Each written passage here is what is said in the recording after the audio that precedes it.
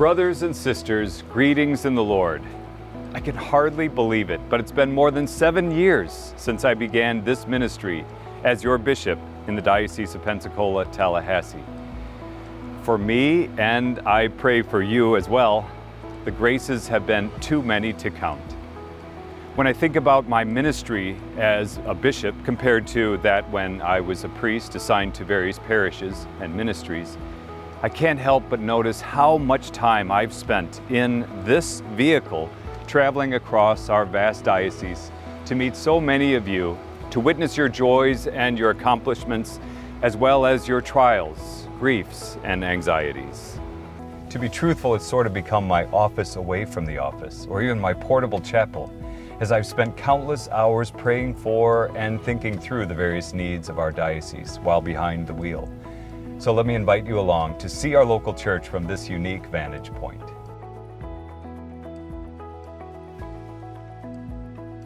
Thinking back across 2024 and into the beginning of this year, I'm in awe of how many times I've hopped in the car to go celebrate things like groundbreakings and graduations and grand openings.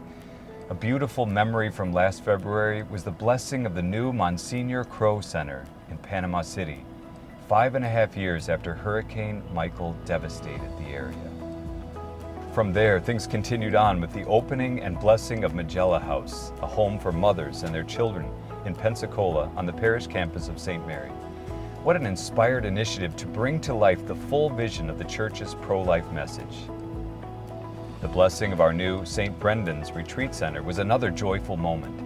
I'm so excited that this beautiful place will serve our spiritual and evangelization needs over the coming years. We saw the addition of new Pensacola Catholic High classrooms, as well as a permanent home for Mother Clelia Morning Star High School, which is growing again with another addition this year. This demonstrates the hunger in our communities for the type of education which the Church excels in, serving the needs of every individual child.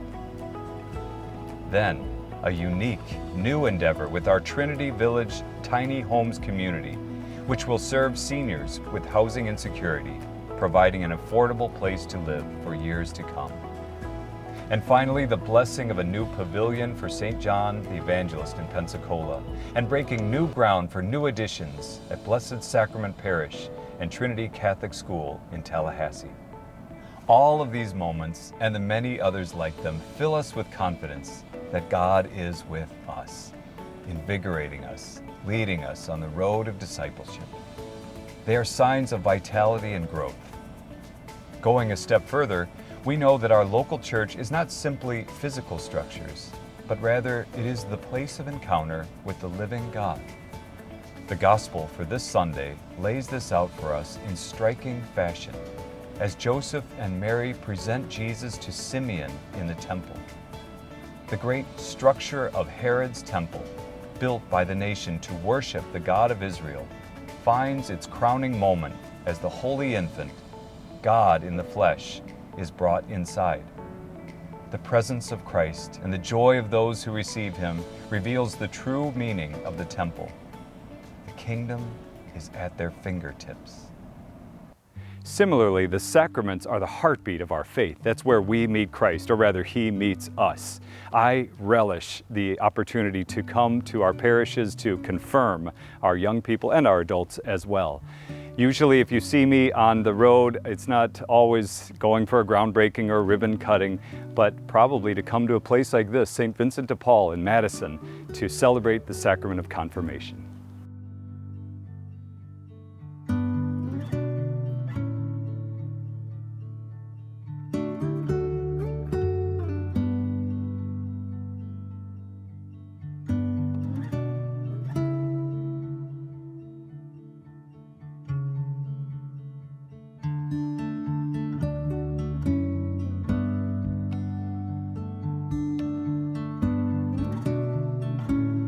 For me as your bishop, these occasions are an even greater sign of our vitality, particularly when we see conversions into the fullness of Christian communion at the Easter Vigil. As we look ahead to the 50th anniversary of our diocese, another sacramental sign of God's action in our midst are the upcoming ordinations to the priesthood of our 4 transitional deacons, who will, God willing, shepherd you along your walk with Jesus for years to come. Please join me in praying for them and for all of our dedicated clergy who work tirelessly to make disciples in our communities.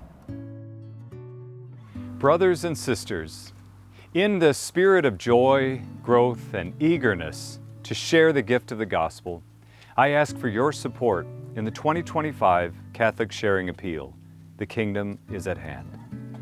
From the eastern edges of our diocese in Madison, all the way to the Alabama border, just half a mile from this beautiful community, St. Elizabeth of Hungary, the Lord is stirring hearts throughout our local church to become co-workers in His vineyard. It is my role as your shepherd to assist these efforts by seeing to it that they are properly supported. Your generous contributions to the Catholic Sharing Appeal are an essential part of making this effort a reality. The offering that you make is a resounding yes to the undeniable work of the Holy Spirit over these last 50 years and all that He has planned for our future. Together, cooperating with one another and with God's grace, we will continue to open the eyes of our family, friends, and neighbors to the glory of the kingdom in our midst.